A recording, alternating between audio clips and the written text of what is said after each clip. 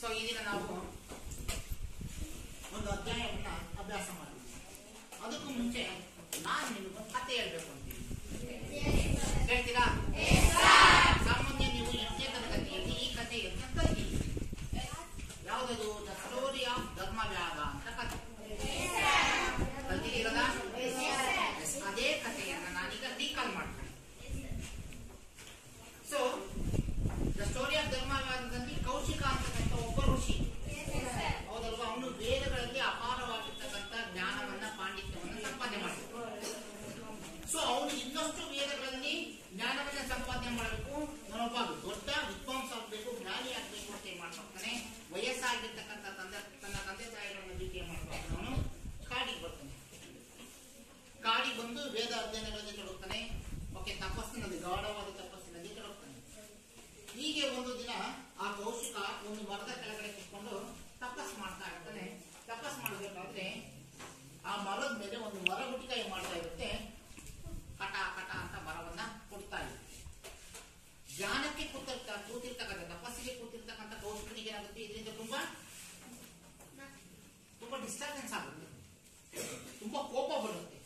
ಕೋಪ ಬಂದು ಏನ್ ಮಾಡ್ತಾನೆ, ಕೆಂಗಣ್ಣಿನಿಂದ ಏನ್ ಮಾಡ್ತಾನೆ, ಆ ಪಕ್ಷಿಯ ಕಡೆ ತಿರುಗಿ ನೋಡ್ತಾನೆ. ನೋಡಿದ ತಕ್ಷಣ ಆ ಪಕ್ಷಿ ಏನಾಗುತ್ತೆ, ಸುಟ್ಟು ಬೂದಿಯಾಗಿ ಏನಾಗುತ್ತೆ, ಕೆಳಗೆ. ಒಂದ್ ಕಡೆ ಕೌಶಿಕನಿಗೆ ಎರಡು ಭಾವನೆಗಳು ಬರ್ತವೆ. ಒಂದು ನನ್ನ ಆ ಒಂದು ಕೆಂಗಣ್ಣಿನ ನೋಟದಿಂದ ಒಂದು ಪಕ್ಷಿ ಸುಟ್ಟು ಬೂದಿ ಆಯ್ತಲ್ಲ ಅಂತ ಒಂದು ಭಾವನೆ ಇದ್ರೆ, ಅದಕ್ಕಿಂತ ದೊಡ್ಡ ಅಹಂ ಬರುತ್ತಾನೆ. ನನಗೆ ಎಷ್ಟು ಶಕ್ತಿ ಇದೆ, ಒಬ್ಬರನ್ನ ಈ ರೀತಿಯ ನನ್ನ ಕೆಂಗಣ್ಣಿನಿಂದ ನೋಡಿದ್ರೆ ಅವರು ಸುಟ್ಟು ಬೂದಿ ಆಗ್ತಾರೆ, ನಾನು ಶ್ರೇಷ್ಠ ಅಂತಕ್ಕಂಥ ಭಾವನೆಯಾಗಿ ಬರುತ್ತೆ. ಸರಿ, ಅವಾಗೆಲ್ಲ ಸಂತರು, ಮುನಿಗಳು, ಋಷಿಗಳೆಲ್ಲ ಏನ್ ಮಾಡ್ತಿದ್ರು, ಊರುಗಳಲ್ಲಿ ಭಿಕ್ಷಾಟನೆ ಮಾಡ್ತಾ ಇದ್ರು. ಕೌಶಿಕನು ಕೂಡ ಏನ್ ಮಾಡ್ತಾನೆ, ಆ ಒಂದು ಕಾಡಿನ ಪಕ್ಕದಲ್ಲಿ ಇರ್ತಕ್ಕಂಥ ಒಂದು ಹಳ್ಳಿಗೆ ಭಿಕ್ಷೆ ಬಿಡಕ್ಕೆ ಹೋಗ್ತಾನೆ.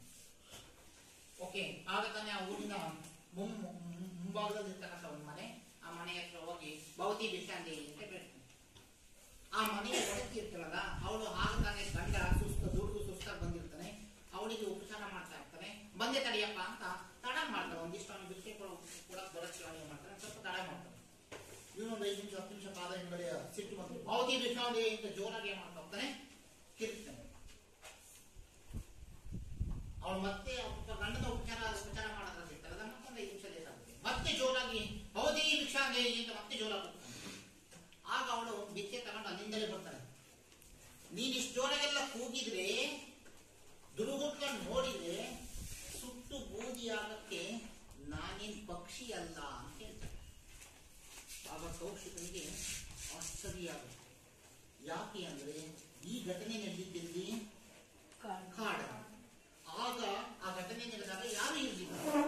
ಇವಳಿಗೆ ಗೊತ್ತಾಯ್ತು ನಾನು ಪಕ್ಷಿಯನ್ನ ದುರ್ಗೊಟ್ಟಿದ್ದು, ಅದು ಸುಟ್ಟೋಗಿದ್ದು.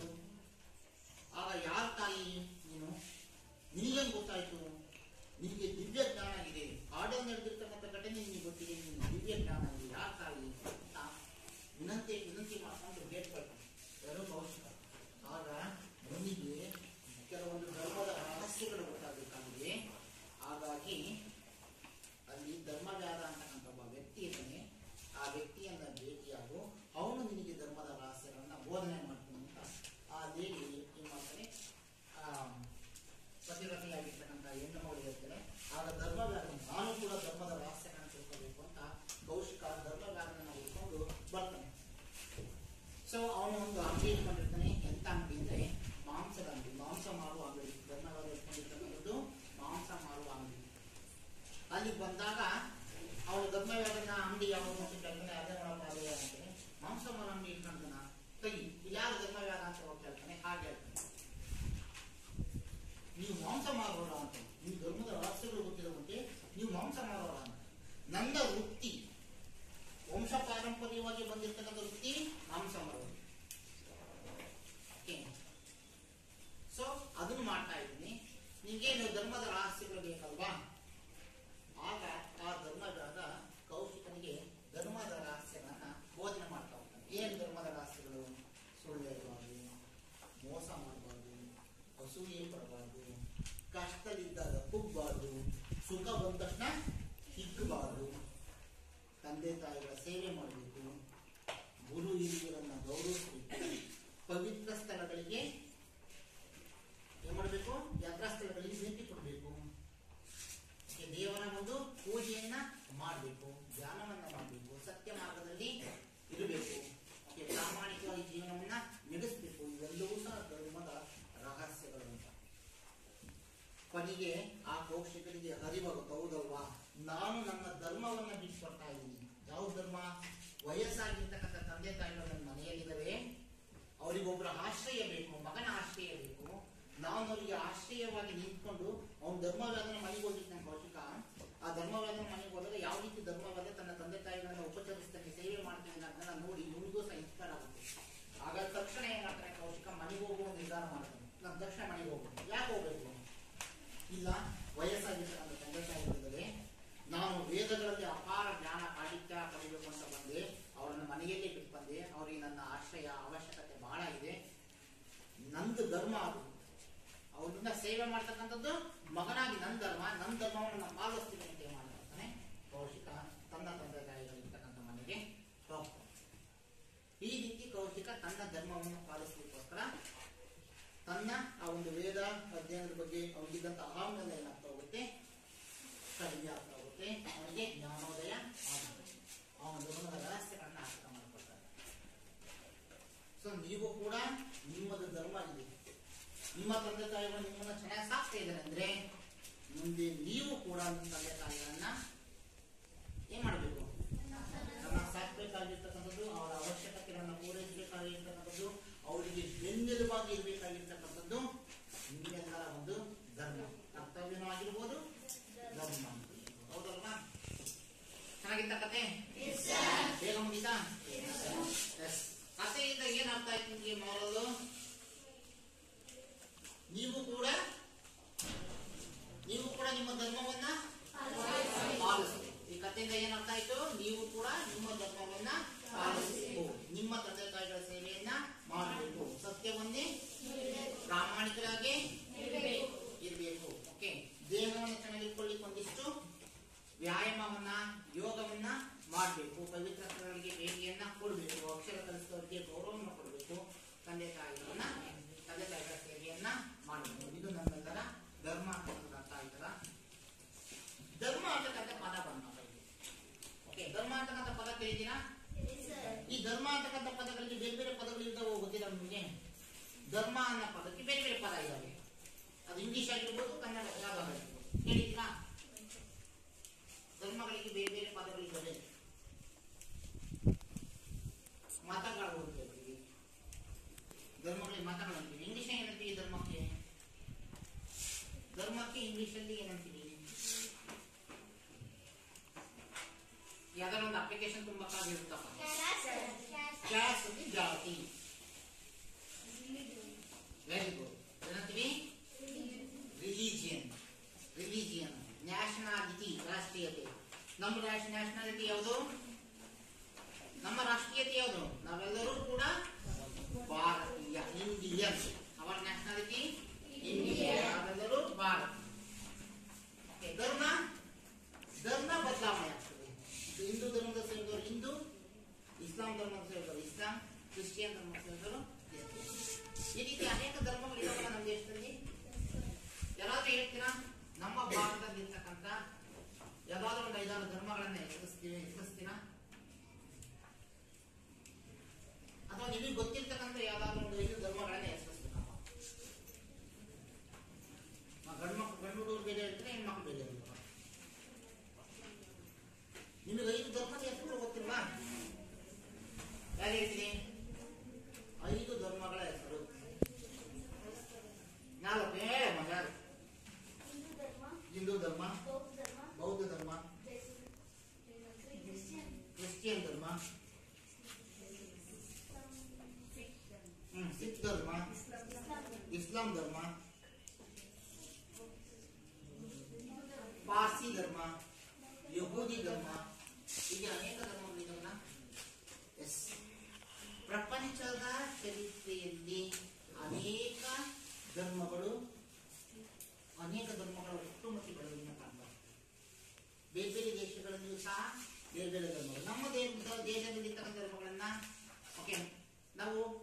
ಭಾರತ ದೇಶ ಯಾವುದೇ ಒಂದು ಧರ್ಮಕ್ಕೆ ಸೀಮಿತ ಆಗಿಲ್ಲ. ನಮ್ಮ ರಾಷ್ಟ್ರ ಧರ್ಮ ನಿರಪೇಕ್ಷ ರಾಷ್ಟ್ರ ಅಂತ ನಮ್ಮ ಸಂವಿಧಾನದಲ್ಲಿ ಅಳವಡಿಸ್ಕೊಂಡಿದ್ದೀವಿ.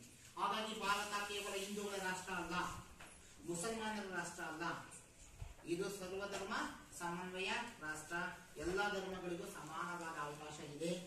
ನಾವು ಯಾವ ಧರ್ಮವನ್ನಾದರೂ ಸ್ವಇಚ್ಛೆ ಮೇರೆಗೆ ನಾವೇನು ಮಾಡಬಹುದು, ಅಂಗೀಕಾರ ಮಾಡಬಹುದು.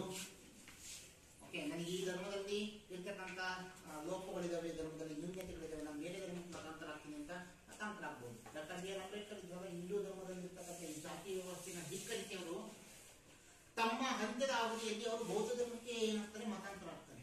ಆ ಮತಾಂತರ ಸ್ವ ಇಚ್ಛೆಯಿಂದ ಇರಬೇಕು. ಸ್ವ ಇಚ್ಛೆಯಿಂದ ನಾವು ಯಾವ ಧರ್ಮಕ್ಕೆ ಬೇಕಾದ್ರೂ ಮತಾಂತರ ಆಗ್ಬೋದು. ಆದ್ರೆ ಬಲವಂತದಿಂದ, ಒತ್ತಡದಿಂದ, ಒಂದು ಧರ್ಮದಿಂದ ಮತ್ತೊಂದು ಧರ್ಮಕ್ಕೆ ಮತಾಂತರ ಆಗ್ಲಿಕ್ಕೆ ಬರಲ್ಲ. ಈ ರೀತಿ ಈ ಒಂದು ಪಶ್ಚಿಮ ರಾಷ್ಟ್ರಗಳಲ್ಲಿ ಕೆಲವೊಂದು ಧರ್ಮಗಳು ಹುಟ್ಕೊಳ್ತವೆ. ಓಕೆ, ಅವುಗಳನ್ನ ನಾವೇನಂತ ಕರೀತಾ ಹೋಗ್ತೀವಿ, ಪಾಶ್ಚಾತ್ಯ ಧರ್ಮಗಳು, ವೆಸ್ಟರ್ನ್ ರಿಲಿಜಿಯನ್ ಏನಂತ ಕರೀತೀವಿ ಅವನ್ನ, ಪಾಶ್ಚಾತ್ಯ ಧರ್ಮಗಳು.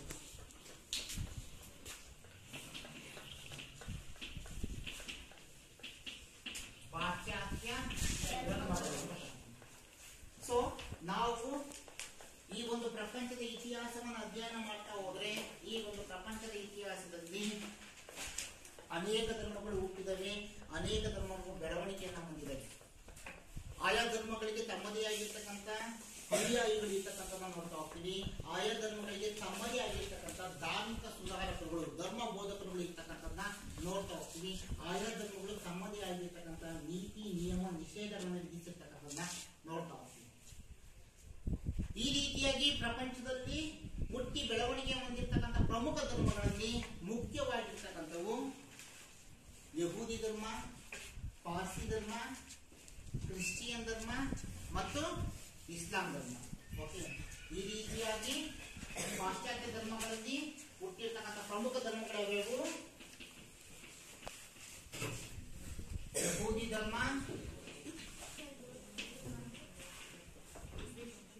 ಪಾರ್ಸಿ ಧರ್ಮ,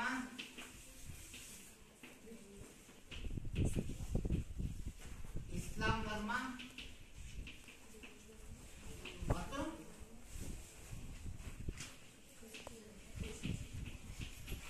ಕ್ರಿಶ್ಚಿಯನ್ ಧರ್ಮ. ಇವುಗಳನ್ನ ಪ್ರಮುಖವಾಗಿ ನಾವು ಎಂತ ಧರ್ಮಗಳನ್ನು ಹೋಗ್ತೀವಿ, ಪಾಶ್ಚಾತ್ಯ ಧರ್ಮಗಳು. ನಾವು ಇವತ್ತು ಅಧ್ಯಯನ ಮಾಡ್ತಕ್ಕಂಥದ್ದು ಯಾವ ಧರ್ಮಗಳ ಬಗ್ಗೆ, ಪಾಶ್ಚಾತ್ಯ ಧರ್ಮಗಳ ಬಗ್ಗೆ. ಹೌದಲ್ವಾ? ಸೊ ಇಲ್ಲಿ ಬಹುಮುಖ್ಯವಾಗಿ ನಾವು ನೋಡಬೇಕಾಗಿರ್ತಕ್ಕಂಥದ್ದು ಈ ಒಂದು ಪಾಶ್ಚಾತ್ಯ ಧರ್ಮಗಳನ್ನ, ಇವುಗಳನ್ನ ಇಂಗ್ಲಿಷ್ ನಲ್ಲಿ ಸೆಮೆಟಿಕ್ ರಿಲಿಜಿಯನ್ಗಳು ಅಂತ ಕರೀತಾ ಹೋಗ್ತಾರೆ. ಇಂಗ್ಲಿಷ್ ಅಲ್ಲಿ ಇವಕ್ಕೆ ಅಂತ ಕರೀತಾ ಹೋಗ್ತಾರೆ, ಸೆಮೆಟಿಕ್.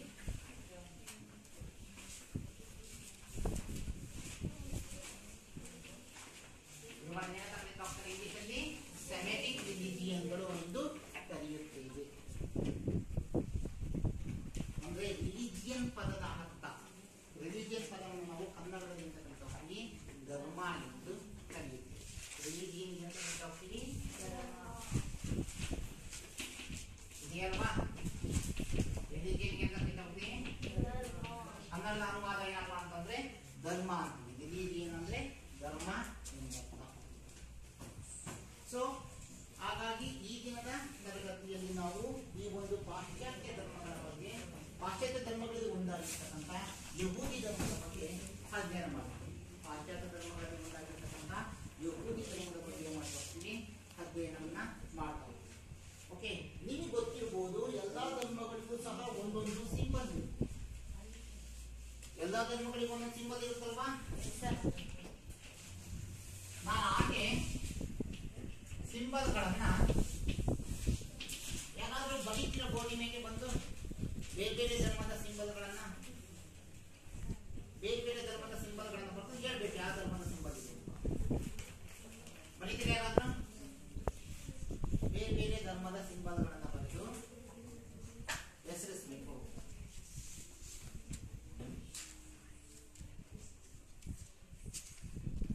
ಓಕೆ, ನಾನು ಚಟುವಟಿಕೆ ಕೊಡ್ತೀನಿ. ಓಕೆ, ನಾನು ಇಲ್ಲಿ ಧರ್ಮದ ಸಿಂಬಲ್ಗಳನ್ನು ಮಾಡ್ತೀನಿ, ಆ ಕಡೆ ಬೇರೆ ಆ ಧರ್ಮಗಳ ಹೆಸರನ್ನ ಸೂಚಿಸ್ತೀನಿ. ನೀವು ಹೊಂದಿಸಿ ಹೇಳ್ಬೇಕು. ಹೇಳ್ತೀರಲ್ವಾ?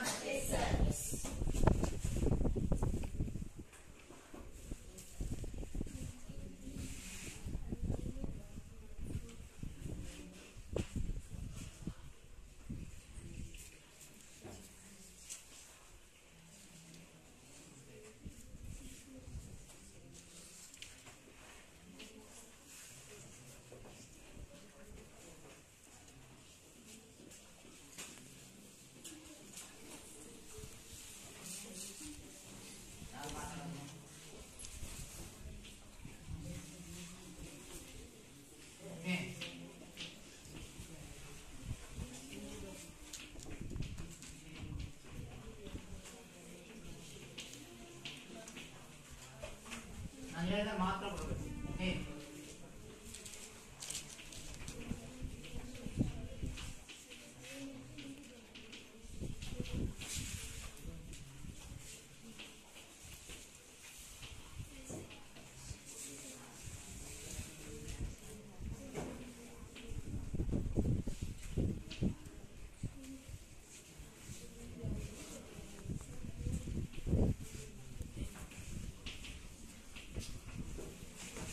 ಎಷ್ಟು ಜನ ಇವುಗಳನ್ನ ಹೊಂದಿಸಬಲ್ಲಿರಿ? ಅಷ್ಟೇ ಜನ. ಉಳಿದವರಿಗೆ ನೋಡಿ ಅಲ್ವಾ ಬೇಗ ಧರ್ಮದ ಚಿಹ್ನೆಗಳನ್ನ ಬಾ ನೀನೆ ಮತ್ತೆ ಹಿಂದೂ ಧರ್ಮದ ಸಂಕೇತ, ಕ್ರಿಶ್ಚಿಯನ್ ಧರ್ಮದ ಸಂಕೇತ ಯಾವುದು? ಅರ್ಧಚಂದ್ರಾಕೃತಿ ಇಸ್ಲಾಂ ಧರ್ಮದ ಸಂಕೇತ. ಯಹೂದಿ ಧರ್ಮದ ಸಂಕೇತ. ನೀವು ನೋಡಿದ್ದಿಲ್ಲಲ್ಲ? ಯಹೂದಿ ಧರ್ಮದ ಸಂಕೇತವನ್ನು ನೋಡಿದ್ದಿಲ್ಲ? ಯಹೂದಿ ಧರ್ಮದ ಸಂಕೇತ ಹೇಗಿರುತ್ತೆ? ಇದು ಯಹೂದಿ ಧರ್ಮದ ಸಂಕೇತ ಈ ರೀತಿಯಾಗಿದೆ. ಯಹೂದಿ ಧರ್ಮದ ಸಂಕೇತ ಈ ರೀತಿಯಾಗಿ ಇರುತ್ತೆ. ಈ ರೀತಿ. ಇದು ಹಿಂದೂ ಧರ್ಮದ ಸಂಕೇತ. ಇದು ಸಿಲುಬೆ, ಓಂ ಆಕೃತಿ ಹಿಂದೂ ಧರ್ಮದ್ದು, ಸಿಲುಬೆ ಕ್ರಿಶ್ಚಿಯನ್ ಧರ್ಮದ್ದು, ಅರ್ಧಚಂದ್ರಾಕೃತಿ ಇಸ್ಲಾಂ ಧರ್ಮದ್ದು, ನಕ್ಷತ್ರಾಕಾರದ್ದು ಅದು ಯಹೂದಿ ಧರ್ಮದ ಚಿಹ್ನೆ ಎಂದು ಕರೆಯುತ್ತೀವಿ, ಹೆಸರಿಸುತ್ತೀವಿ. ಸೊ ಈ ದಿನದ ತರಗತಿಯಲ್ಲಿ ನಾವು ಯಹೂದಿ ಧರ್ಮದ ಬಗ್ಗೆ ನೋಡ್ತಾ ಹೋಗೋಣ. ಸೊ ಇದು ಕೂಡ ಪ್ರಪಂಚದ ಅತ್ಯಂತ ಪ್ರಾಚೀನ ಧರ್ಮ.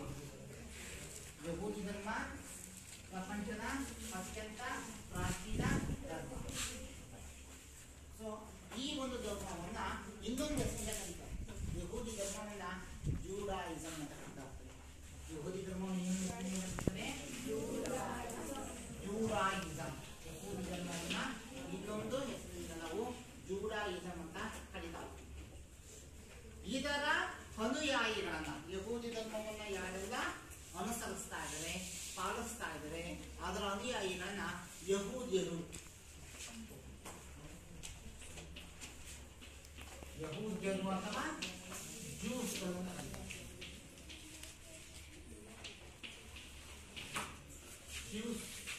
ಜ್ಯೂಸ್ ಅಂತ ಈ ತರ ಇರ್ತದೆ.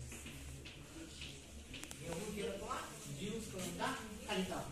ಯಾರೆಲ್ಲ ಯಹೂದಿ ಧರ್ಮಗಳನ್ನ ಮಾತಾಡ್ಬೇಡ್ರಿ, ಯಾರೆಲ್ಲ ಯಹೂದಿ ಧರ್ಮಗಳನ್ನ ಪಾಲಿಸ್ತಾ ಇದ್ದಾರೆ, ಅನುಸರಿಸ್ತಾ ಇದ್ದಾರೆ, ಅವರನ್ನ ನಾವೇಂತೀವಿ ಯಹೂದಿ ಧರ್ಮದ ಅನುಯಾಯಿಗಳು, ಯಹೂದಿಗಳು ಅಥವಾ ಜ್ಯೂಸ್ಗಳು ಅಂತ ಕರೀತಾರೆ.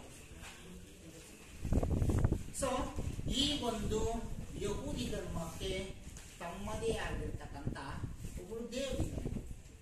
ಯಹೂದಿ ಧರ್ಮಕ್ಕೆ ತಮ್ಮದೇ ಆಗಿರ್ತಕ್ಕಂಥ ಒಬ್ರು ದೇವರಿದ್ದಾರೆ. ಯಹೂದಿಯರ ದೇವರು ಯಾರಪ್ಪ ಅಂದ್ರೆ ಯಾವಿ ಅಂತ. ಯಹೂದಿಯ ದೇವರಾರು ಯಹೂದಿಯರ ದೇವರು. ಬೇರೆ ಬೇರೆ ಧರ್ಮಗಳಿಗೂ ಸಹ ದೇವರಿದ್ದಾರಲ್ವಾ? ಹಿಂದೂ ಧರ್ಮಕ್ಕೆ ಬೇಕಾದಷ್ಟು ದೇವರು ಹೌದಲ್ವಾ? ಕೆಲವೊಂದು ಹೆಸರಿಸ್ತೀರಾ ಹೇಳ್ರಿ. ಹಿಂದೂ ಧರ್ಮದ ದೇವರುಗಳು ಒಂದೇ ದೇವರನ್ನ ಬೇರೆ ಬೇರೆ ರೂಪದಲ್ಲಿ ನಾವೇನ್ ಮಾಡ್ತಾ ಹೋಗ್ತೀವಿ, ಪೂಜೆ ಮಾಡ್ತೀವಿ. ಲಾಸ್ಟ್ ಎಷ್ಟೋ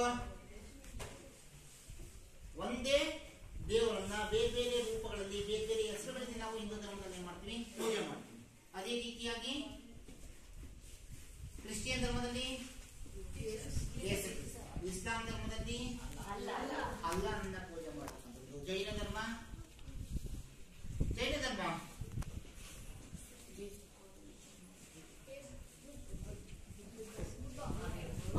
ಬೌದ್ಧ ಧರ್ಮ, ಬುದ್ಧ ಬೌದ್ಧ ಧರ್ಮ, ಮಹಾವೀರ ಜೈನ ಧರ್ಮ, ಗೊಮ್ಮಟೇಶ್ವರನ ಆರಾಧನೆ ಮಾಡ್ತೀವಿ ಜೈನ ಧರ್ಮ. ಓಕೆ, ಸೊ ಆ ರೀತಿಯಾಗಿ ಯಹೂದಿಗಳ ದೇವರು, ಆ ದೇವರು ಯಾರಪ್ಪ ಅಂದ್ರೆ ಯಾವ್ದು ನೀವು ನೋಡ್ಬೇಕಾ, ಇದೇ ಯಹೂದಿಗಳ ದೇವರು ಯಾವೇ ಅಂತ ಏನ್ ಕರಿತಾ ಹೋಗ್ಬೋದಾ, ಇವರೇ, ಇವರನ್ನೇ ನಾವು ಯಹೂದಿಯರ ದೇವರು ಯಾವೇ ಅಂತ ಕರಿತಾ. ಯಹೂದಿಯರ ದೇವರು ಯಾರು? ಇನ್ನ ಈ ಒಂದು ಧರ್ಮದ, ಓಕೆ, ಯಹೂದಿ ಧರ್ಮದ ಪ್ರವಾದಿ ಯಾರು? ಯಹೂದಿ ಧರ್ಮದ ಪ್ರವಾದಿ, ಯಹೂದಿ ಧರ್ಮದ ಪ್ರವಾದಿ ಯಾರು? ಮೋಸೆಸ್. ಯಹೂದಿ ಧರ್ಮದ ಪ್ರವಾದಿ ಯಾರು?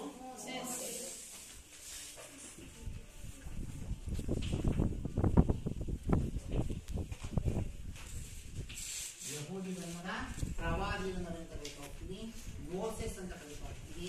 ಇವರೇ ಮೋಸೆಸ್, ಯಹೂದಿಯರ ಪ್ರವಾದಿ. ಮೋಸೆಸ್ ಅಂತ ಏನ್ ಹೇಳ್ತಾ ಹೋಗ್ತೀವಿ, ಇವರೇ. ಇವ್ರದ್ದು ತಮ್ಮದೇ ಆಗಿರ್ತಕ್ಕಂಥ ಒಂದು ಭಾಷೆ ಇತ್ತು. ಯಹೂದಿಯರದು ತಮ್ಮದೇ ಆಗಿರ್ತಕ್ಕಂಥ ಒಂದು ಭಾಷೆ ಇತ್ತು. ಯಾವ ಭಾಷೆ ಗೊತ್ತಾ? ಹಿಬ್ರೂ ಭಾಷೆ. ಯಹೂದಿಯರ ಭಾಷೆ ಯಾವುದು? ಹಿಬ್ರೂ ಭಾಷೆ. ಯಹೂದಿಯರ ಭಾಷೆ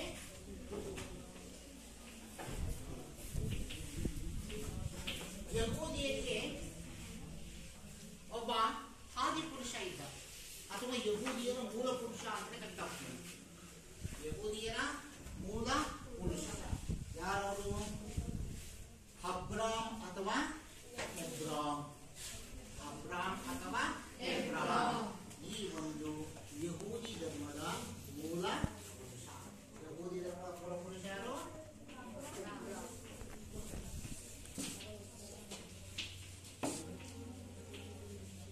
ಅಬ್ರಾಮ್ ಅಥವಾ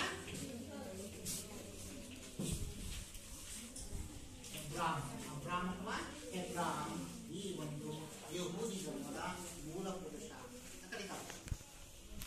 ಇಷ್ಟು ಒಂದು ಸಂಕ್ಷಿಪ್ತವಾಗಿರ್ತಕ್ಕಂಥ ವಿವರಣೆ ಯಾವ್ದ್ರ ಬಗ್ಗೆ? ಯಹೂದಿ ಧರ್ಮ.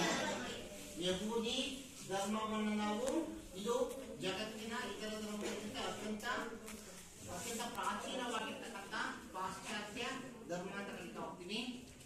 ಈ ಒಂದು ಧರ್ಮವನ್ನು ಯಾರು ಅನುಸರಿಸ್ತಾ ಇದ್ದಾರೋ ಅದರ ಅನುಯಾಯಿಗಳನ್ನು ಕರೀತಾ ಹೋಗ್ತೀವಿ ಯಹೂದ್ಯರು ಅಥವಾ ಜೂಸ್ ಅಂತ ಕರೀತಾ ಹೋಗ್ತೀವಿ. ಇದನ್ನ ಜೂಡಾಯಿಸಮ್ ಅಂತ ಇಂಗ್ಲಿಷಲ್ಲಿ ಏನ್ ಮಾಡ್ತಾ ಕರೀತಾ ಹೋಗ್ತೀವಿ, ಜೂಡಾಯಿಸಮ್ ಅಂತ ಹೇಳ್ತಾ ಹೋಗ್ತೀವಿ. ಸೊ ಇವರಿಗೆ ತಮ್ಮದೇ ಆಗಿರ್ತಕ್ಕಂಥದ್ದೇ ಅವರಿದ್ದಾನೆ. ಆ ದೇವರನ್ನ ನಾವೇಂತ ಕರೀತಕ್ಕಂಥದ್ದು ಯಾವೇ. ಯಹೂದ್ಯರಿಗೆ ತಮ್ಮದೇ ಆಗಿರ್ತಕ್ಕಂಥ ದೇವರಿದ್ದಾನೆ, ಆ ದೇವರು ಯಾರು? ಯಾವೇ. ಓಕೆ, ಅದೇ ರೀತಿಯಾಗಿ ಇವರು ತಮ್ಮದೇ ಆಗಿರ್ತಕ್ಕಂಥ ಭಾಷೆಗಳಲ್ಲಿ ಸಾಹಿತ್ಯ ರಚನೆ ಮಾಡಿದ್ರು. ಅವರ ಭಾಷೆ ಯಾವಾಗಿತ್ತು ಅಂದ್ರೆ ಹಿಬ್ರೂ ಭಾಷೆ. ಅವರ ಭಾಷೆ ಹಿಬ್ರೂ ಭಾಷೆ. ಈ ಧರ್ಮಕ್ಕೆ ಒಬ್ಬ ಪ್ರವಾದಿ ಇದ್ದಾನೆ, ಎಲ್ಲ ಧರ್ಮಗಳಿಗೆ ಪ್ರವಾದಿ ಇದ್ದಾನೆ. ಫಾರ್ ಎಕ್ಸಾಂಪಲ್ ಇಸ್ಲಾಂ ಧರ್ಮಕ್ಕೆ ಒಬ್ಬ ಪ್ರವಾದಿ ಇದ್ದಾನೆ. ಯಾರು? ಇಸ್ಲಾಂ ಧರ್ಮದ ಪ್ರವಾದಿ ವೆರಿ ಗುಡ್, ಮೊಹಮ್ಮದ್ ಪೈಗಂಬರ್.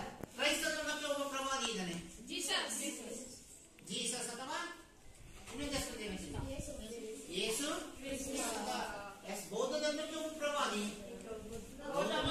ಜೈನ ಧರ್ಮಕ್ಕೆ ಒಬ್ಬ ಪ್ರವಾದಿ, ಹಾಗೆ ಎಲ್ಲಾ ಧರ್ಮಗಳಿಗೂ ಸಹ ಒಬ್ಬ ಪ್ರವಾದಿ ಇದ್ದಾನೆ. ಅವರು ಆ ಧರ್ಮದ ಒಂದು ಬೋಧನೆಗಳನ್ನ ಜಗತ್ತಿಗೆ ಸಾಕಂತ ಕೆಲಸವನ್ನ ಮಾಡ್ತಾರೆ. ಸೊ ಅದೇ ರೀತಿಯಾಗಿ ಈ ಧರ್ಮಕ್ಕೂ ಒಬ್ಬ ಪ್ರವಾದಿ ಇದ್ದಾನೆ. ಆ ಪ್ರವಾದಿ ಯಾರಪ್ಪ ಅಂದ್ರೆ ಈ ಒಂದು ಧರ್ಮದ ಮೂಲ ಪುರುಷ, ಆದಿ ಪುರುಷ ಯಾರಪ್ಪ ಅಂತಂದ್ರೆ ಅಬ್ರಾಮ್. ಇವತ್ತೇನು ಇಸ್ಲಾಂ ಧರ್ಮಗಳು ಮತ್ತೆ ಕ್ರಿಶ್ಚಿಯನ್ ಧರ್ಮಗಳಿದಾವಲ್ಲ, ಈ ಇಸ್ಲಾಂ ಮತ್ತೆ ಕ್ರಿಶ್ಚಿಯನ್ ಧರ್ಮಗಳಿಗೆ ಭದ್ರ ಬುನಾದಿಯಾಗಿರ್ತಕ್ಕಂಥ ಯಾವ ಧರ್ಮ? ಈ ಒಂದು ಯಹೂದಿ ಧರ್ಮ.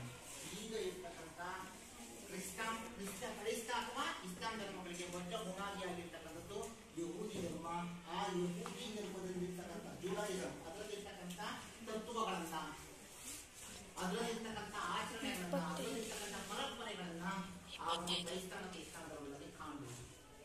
ಈಗಿರ್ತಕ್ಕಂಥ ಕ್ರೈಸ್ತ ಮತ್ತು ಇಸ್ಲಾಂ ಧರ್ಮದಲ್ಲಿ ನಾವು ಕಾಣಬಹುದು.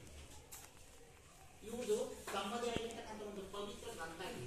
ಇಬ್ರು ಬೈಬಲ್ ತಮ್ಮದೇ ಆಗಿರ್ತಕ್ಕಂಥ ಒಂದು ಪವಿತ್ರ ಗ್ರಂಥ.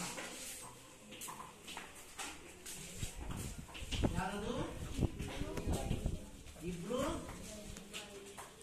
ಬೈಬಲ್ ಅಂತಕ್ಕಂಥದ್ದು ತಮ್ಮದೇ ಆಗಿರ್ತಕ್ಕಂಥ ಒಂದು ಪವಿತ್ರ ಗ್ರಂಥ. ಪವಿತ್ರ ಗ್ರಂಥ ಅಂದ್ರೆ ಗೊತ್ತಾ ನಿಮಗೆ?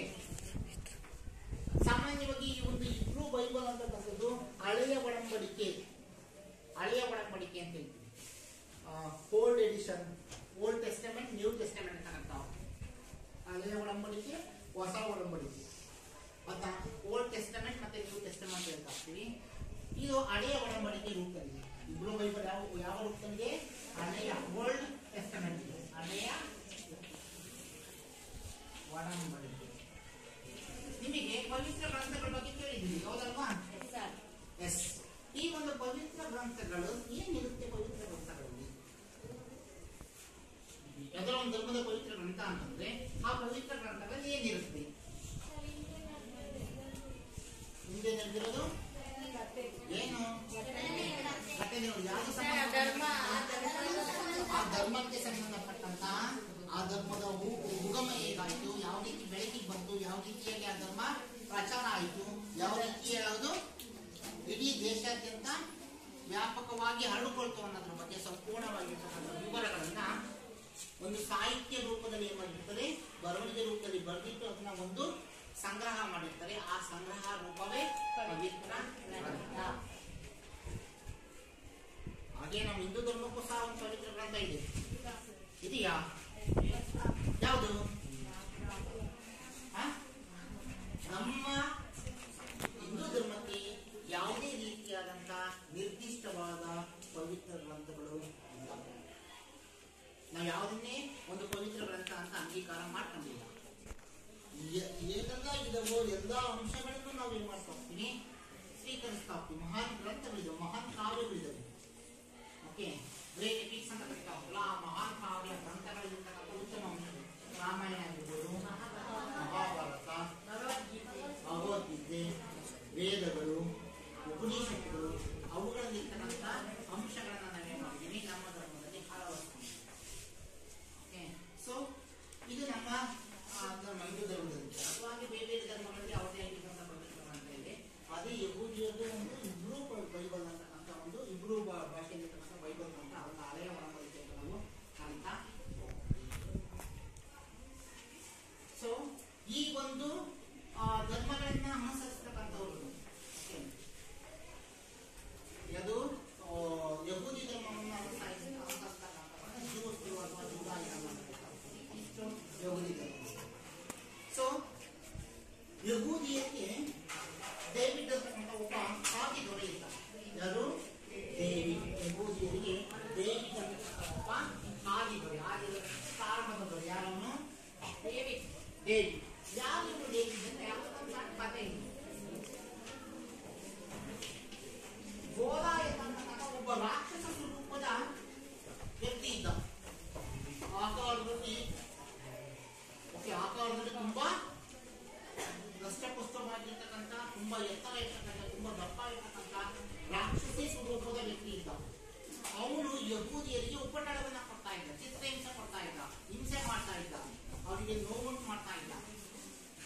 ಅಪ್ಪ ಯಹೂದಿಯರನ್ನ ಏನ್ ಮಾಡ್ತಿದ್ರು, ಅಯ್ಯೋ ಇವರಿಂದ ಯಾವಾಗ ನಮಗೆ ಮುಕ್ತಿ ಸಿಗುತ್ತಪ್ಪ, ಯಾರಾದ್ರೂ ಇವರಿಂದ ನಮಗೆ ಮುಕ್ತಿ ಕೊಡಿಸ್ಲಪ್ಪ ಅಂತಂದಾಗ ಆ ಸಂದರ್ಭದಲ್ಲಿ ಉಟ್ಕೊಂಡವನೇ ಡೇವಿಡ್.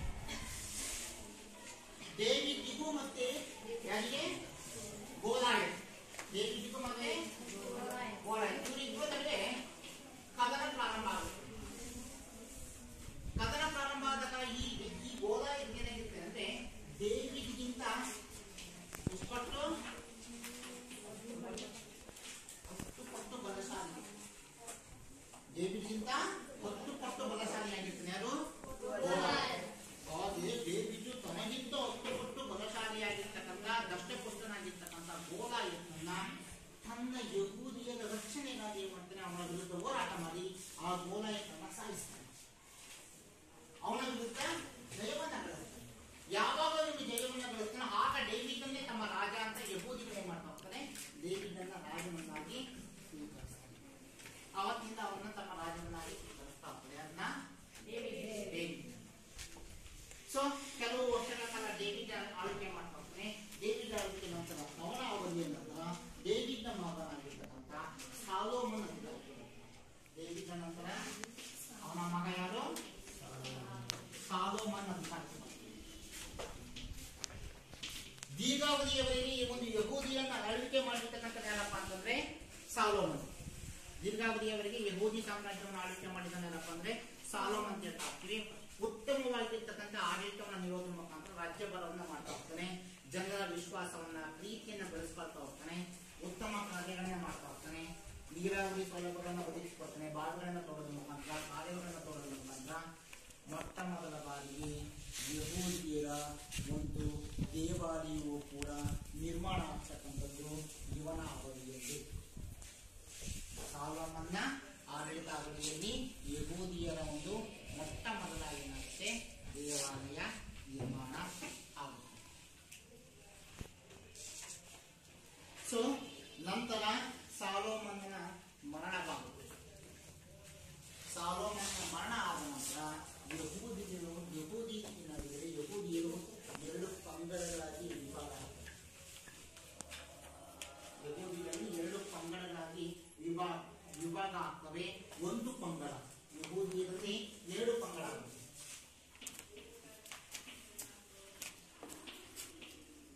ಈ ಯಹೂದಿಯರಲ್ಲಿ ಎರಡು ಪಂಗಡಗಳಾಗ್ತವೆ. ಯಾವ್ಯಾವು? ಒಂದು ಪಂಗಡ ಇಸ್ರೇಲಲ್ಲಿ ವಾಸ ಮಾಡುತ್ತೆ, ಇನ್ನೊಂದು ಪಂಗಡ ಜೂಡಾ ಪ್ರಾಂತ್ಯದಲ್ಲಿ. ಒಂದು ಇಸ್ರೇಲಲ್ಲಿ ಮತ್ತೊಂದು ಪಂಗಡ ಜೂಡಾ ಪ್ರಾಂತ್ಯದಲ್ಲಿ ವಾಸ ಮಾಡಲಿಕ್ಕೆ ಪ್ರಾರಂಭ ಮಾಡುತ್ತೆ. ಆದರೆ ನಿರಂತರವಾಗಿ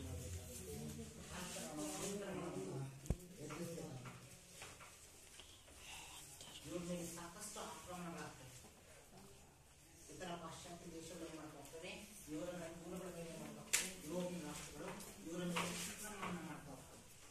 ಅವರ ಆಕ್ರಮಣಗಳಿಂದ ತತ್ತರಿಸಿ ಅವರು ಏನ್ ಮಾಡ್ತಾ ಹೋಗ್ತವೆ ಅಂದ್ರೆ ಅವರ ಉಪಟಳವನ್ನ, ಅವರ ಹಿಂಸೆಯನ್ನ, ದೈಹಿಕ ಹಲ್ಲೆಯನ್ನ ಕಾಡಲಾರದೆ ಅವರು ಒಂದು ದೇಶದಿಂದ ಮತ್ತೊಂದು ದೇಶಕ್ಕೆ ಏನ್ ಮಾಡ್ತಾ ಹೋಗ್ತಾರೆ, ಸ್ಥಳಾಂತರ ಆಗ್ತಾ ಹೋಗ್ತಾರೆ. ಈ ರೀತಿಯಾಗಿ ಅವರು ಜಗತ್ತಿನ ಬಹುತೇಕ ರಾಷ್ಟ್ರಗಳಿಗೆ ಏನಾಗ್ತಾ ಹೋಗ್ತಾರೆ, ಸ್ಥಳಾಂತರ ಆಗೋದ್ರಿಂದ ತಮ್ಮ ಧರ್ಮವನ್ನ ಇಡೀ ಜಗತ್ತಿನ ಯುರೋಪ್ ಖಂಡ, ಏಷ್ಯಾ ಖಂಡ, ಆಫ್ರಿಕಾ ಖಂಡ ಮುಂತಾದ ಖಂಡಗಳ ಅನೇಕ ದೇಶಗಳಲ್ಲಿ ಯಹೂದಿ ಧರ್ಮವನ್ನ ಪ್ರಚಾರ ಮಾಡುವಲ್ಲಿ ಇವರು ಏನಾಗ್ತಾ ಹೋಗ್ತಾರೆ, ಯಶಸ್ವಿ ಆಗ್ತಾ ಹೋಗ್ತಾರೆ. ಇವರಿಗೆ ನಿಶ್ಚಿತವಾಗಿರ್ತಕ್ಕಂಥ ಘೋಷಣೆಗಳನ್ನ ಯಾವಾಗಲೂ ಭಯದಿಂದ ಪ್ರೀತಿಯಿಂದ ಬದುಕಬೇಕಾದಂತ ಹೀನಾಯ ಸ್ಥಿತಿ ನಿರ್ಮಾಣ ಆಗ್ತಾ ಹೋಗುತ್ತೆ. ಸುಮಾರು 3,000 ವರ್ಷಗಳ ಕಾಲ ಇದೇ ರೀತಿಯಾದಂತಹ ಅನಿಶ್ಚಿತ ಬದುಕನ್ನು ಏನ್ ಮಾಡಬೇಕಾಗಿದ್ದು ನಡೆಸಬೇಕಾದಂತಹ ಪರಿಸ್ಥಿತಿ ನಿರ್ಮಾಣ ಆಗುತ್ತೆ. ಇದೇ ರೀತಿಯಲ್ಲಿ ಎರಡನೇ ಮಹಾಯುದ್ಧದ ಸಂದರ್ಭದಲ್ಲಿ, ಎರಡನೇ ಮಹಾಯುದ್ಧ ಗೊತ್ತಲ್ಲ, ಮೊದಲನೇ ಮಹಾಯುದ್ಧ, ಎರಡನೇ ಮಹಾಯುದ್ಧ 1939 ಪ್ರಾರಂಭ ಆಯಿತು. 1945ರಲ್ಲಿ ಅಂತ್ಯಗೊಂಡಿತು. ಮೊಟ್ಟ ಮೊದಲ ಬಾರಿಗೆ ಎರಡನೇ ಮಹಾಯುದ್ಧದಲ್ಲಿ ಅಮೆರಿಕ ಅಣುಬಾಂಬನ್ನ, ಆಟೋ ಬಾಂಬ್, ಪರಮಾಣು ಬಾಂಬನ್ನ ಪ್ರಯೋಗಿಸಿತು. ಅದ್ರ ಮೇಲೆ ಜಪಾನ್ ಎರಡು ಪ್ರಮುಖ ನಗರಗಳಾಗಿರ್ತಕ್ಕಂಥ ಹಿರೋಷಿಮಾ ಮತ್ತು ನಾಗಸಾಕಿ ಸಂಪೂರ್ಣವಾಗಿ ಧ್ವಂಸವಾಗಬೇಕು. ಈಗಲೂ ಕೂಡ ಆ ಒಂದು ನಗರಗಳಲ್ಲಿ ಜನಿಸ್ತಕ್ಕಂಥ ಮಕ್ಕಳು ಅಂಗವಿಕಲರಾಗಿ ಜನಿಸ್ತಾ ಇದ್ದಾರೆ. ಈಗಲೂ ಕೂಡ ಭೂಮಿ ಬರಡು ಭೂಮಿಯಾಗಿ ಏನು ಬೆಳೆಯಕ್ಕಾಗಲ್ಲ. ಆ ರೀತಿಯ ಒಂದು ಗಾಢ ಒಂದು ದೀರ್ಘ ಪರಿಣಾಮವನ್ನು ಬೀರಿರ್ತಕ್ಕಂಥ ಅನುಭವವನ್ನು ಪ್ರಯೋಗ ಮಾಡಿ ಆ ಎರಡನೇ ಮಹಾಯುದ್ಧದ ಸಂದರ್ಭದಲ್ಲಿ ಜರ್ಮನಿ ಮತ್ತು ಇಟಲಿಯಲ್ಲಿ ಕೆಲವೊಂದು ಸರ್ವಾಧಿಕಾರಿಗಳ ಆಡಳಿತ ಮಾಡ್ತಾ ಹೋಗ್ತಾರೆ. ಆ ಜರ್ಮನಿಯಲ್ಲಿದ್ದಂಥ ಒಬ್ಬ ಸರ್ವಾಧಿಕಾರಿ ಇವರ ಕೇಳಿರ್ಬೋದು. ಜರ್ಮನಿಯಲ್ಲಿದ್ದಂಥ ಒಬ್ಬ ಸರ್ವಾಧಿಕಾರಿ ಯಾರು? ಹಿಟ್ಲರ್. ಕೇಳಿದ್ರಲ್ಲ? ಅವನು ಯಹೂದಿಯರನ್ನು ಬಹಳ ಕಾಡ್ತಾನೆ, ಬಹಳ ಹಿಂಸೆ ಕೊಡ್ತಾನೆ.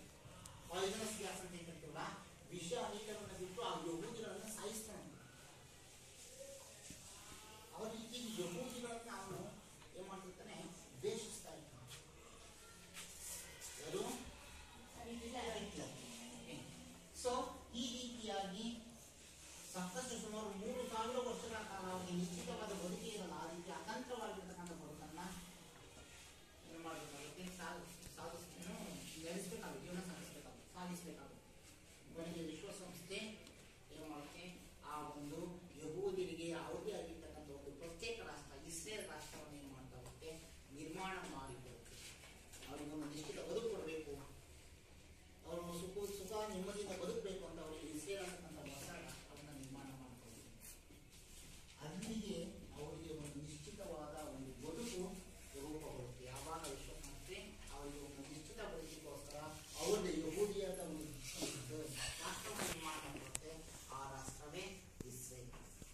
ಅವಾಗ ಅವರ ಒಂದು ಬದುಕಿಗೆ ನಿಶ್ಚಿತ ರೂಪ ಸಿಗುತ್ತೆ. ಯಾರ ಬದುಕಿಗೆ?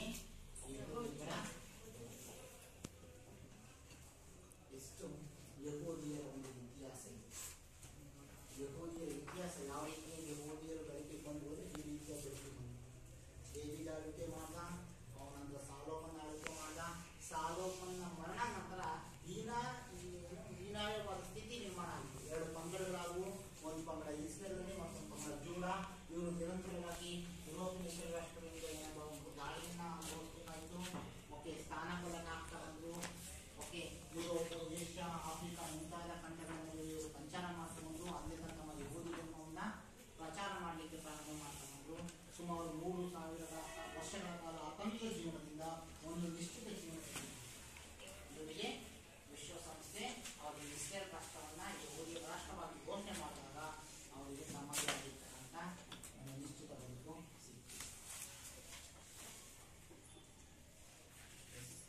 ಎಲ್ಲಾ ಧರ್ಮಗಳಲ್ಲಿರುವಂತೆ ಯಹೂದಿ ಧರ್ಮದಲ್ಲಿಯೂ ಸಹ ಕೆಲವೊಂದು ಬೋಧನೆಗಳಿವೆ. ಎಲ್ಲಾ ಧರ್ಮಗಳಂತೆ ಯಹೂದಿ ಧರ್ಮದಲ್ಲಿಯೂ ಸಹ ಕೆಲವೊಂದು ಬೋಧನೆಗಳಿವೆ. ಆ ಯಹೂದಿ ಧರ್ಮದ ಬೋಧನೆಗಳೇನು?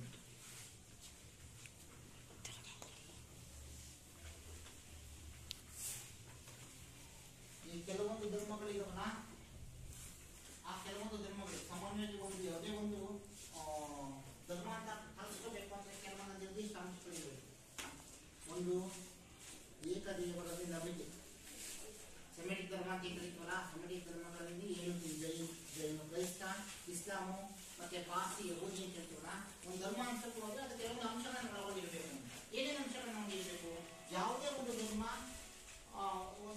ಅನ್ಸ್ಕೋಬೇಕಂದ್ರೆ ಅದು ಈ ಅಂಶಗಳನ್ನು ಒಳಗೊಂಡಿರಬೇಕು. ಓಕೆ, ಆ ಅಂಶಗಳು ಯಾವಪ್ಪ ಅಂತಂದ್ರೆ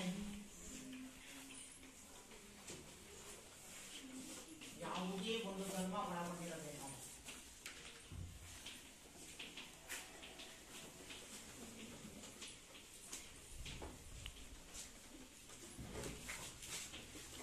ಸೆಮಿಟಿಕ್ ಧರ್ಮ ಅಂದ್ರೆ ಸೆಮಿಟಿಕ್ ಧರ್ಮದ ಲಕ್ಷಣಗಳಿವೆ. ಒಂದು ಧರ್ಮ ಅನ್ಸ್ಕೋಬೇಕು, ಸೆಮಿಟಿಕ್ ಧರ್ಮ ಅನ್ಸ್ಕೋಬೇಕು ಅಂದ್ರೆ ಈ ಲಕ್ಷಣಗಳಿವೆ. ಏನು ಅದು? ಸೆಮಿಟಿಕ್ ಧರ್ಮ ಅನ್ಸ್ಕೋಬೇಕು ಅಂದ್ರೆ ಏಕದೇವರಲ್ಲಿ ನಂಬಿಕೆ. ಏನಾಗಿರ್ಬೇಕದು? ನಮ್ದು ಸೆಮಿಟಿಕ್ ಧರ್ಮ ಅಲ್ಲ, ಹಿಂದೂ ಧರ್ಮ ಸೆಮಿಟಿಕ್ ಧರ್ಮ. ಯಾಕಂದ್ರೆ ನಮ್ದು ಬಹುದೇವತಾರಾಧನೆ, ಇಲ್ಲಿ ಏಕದೇವತಾರಾಧನೆ. ಏಕದೇವರಲ್ಲಿ ನಂಬಿಕೆ ಇರಬೇಕು. ಓಕೆ, ದೇವರ ಸಂದೇಶಗಳನ್ನು, ಎರಡನೇದಾಗಿ ದೇವರ ಸಂದೇಶಗಳನ್ನು, ದೇವರು ಏನು ಸಂದೇಶ ಕೊಡ್ತಾರೆ ಜನಗಳಿಗೆ, ಆ ಸಂದೇಶಗಳನ್ನ ಪ್ರವಾದಿ ಮೂಲಕ ಜನಗಳಿಗೆ ಏನ್ ಮಾಡಬೇಕು? ಬೋಧನೆ ಮಾಡಬೇಕು. ಪ್ರವಾದಿ ಮೂಲಕ ಜನಗಳಿಗೆ ಬೋಧನೆಯನ್ನ ಮಾಡಿಸಬೇಕು. ಓಕೆ, ಮೂರನೇದಾಗಿ ನಿಯಮ.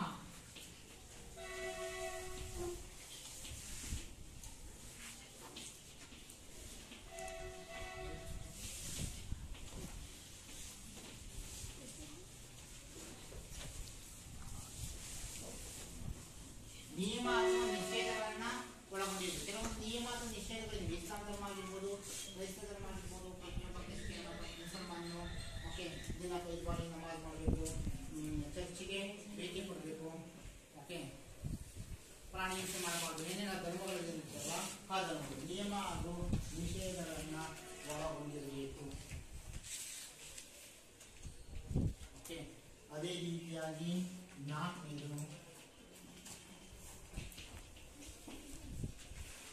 ನಿರ್ದಿಷ್ಟ ಸ್ಥಳದಲ್ಲಿ ಸಾಮೂಹಿಕ ಪ್ರಾರ್ಥನೆ. ಸೆಮಿಟಿಕ್ ಧರ್ಮಗಳು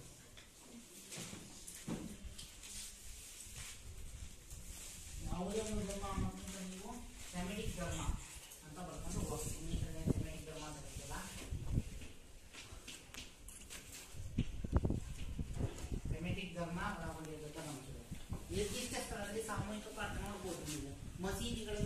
ಮುಸಲ್ಮಾನರು ಏನೋ ಪ್ರಾರ್ಥನೆಯನ್ನು ಮಾಡ್ತಾರೆ. ಅದೇ ರೀತಿಯಾಗಿ ಚರ್ಚ್ಗಳಲ್ಲಿ ಕ್ರಿಶ್ಚಿಯನ್ರು ಪ್ರಾರ್ಥನೆಯನ್ನ ಮಾಡ್ತಾರೆ. ಹೌದಾ? ಸೊ ಇಷ್ಟು ಒಂದು ಧರ್ಮ ಮುಂದಿನ ವಿಷಯದಲ್ಲಿ ಓಕೆ ಈ ಒಂದು ಯಹೂದಿ ಧರ್ಮದ ಬೋಧನೆಗಳನ್ನು ನಾವು ಚರ್ಚೆ ಮಾಡ್ತಾವೆ. ಅರ್ಥ ಆಯ್ತಲ್ಲ? ಅರ್ಥ ಆಯ್ತಲ್ಲ? ಎಸ್. ಸೊ ನಿಮಗೆ ಒಂದು ಯೋಜಿತ ಕಾರ್ಯವನ್ನು ಕೊಡ್ತೀನಿ. ಆ ಯೋಜಿತ ಕಾರ್ಯ ಏನಪ್ಪ ಅಂತಂದ್ರೆ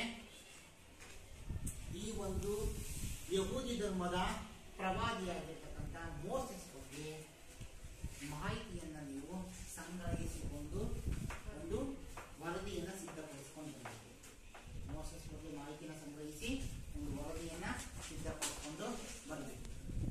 ಓಕೆ. ಸೊ ನಾವು ಹೋಮ್ವರ್ಕ್ ಕೊಡ್ತೀನಿ. ಹೋಮ್ವರ್ಕ್ ಕೊಡ್ತಾರ್ರಿ.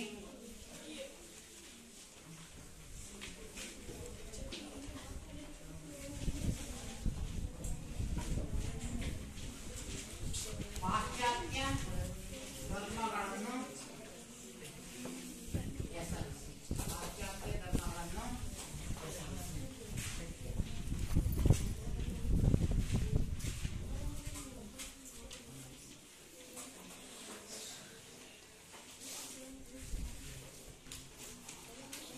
ಸೆಮಿಟಿಕ್ ಧರ್ಮ ಒಳಗೊಂಡಿರಬೇಕಾದ ಅಂಶಗಳು.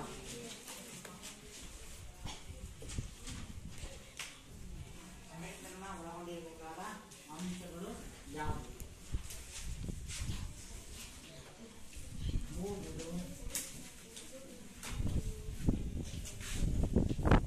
ಯಹೂದಿ ಧರ್ಮದ ಇತಿಹಾಸ ಕುರಿತು ಸಂಕ್ಷಿಪ್ತ ಟಿಪ್ಪಣಿಗಳು.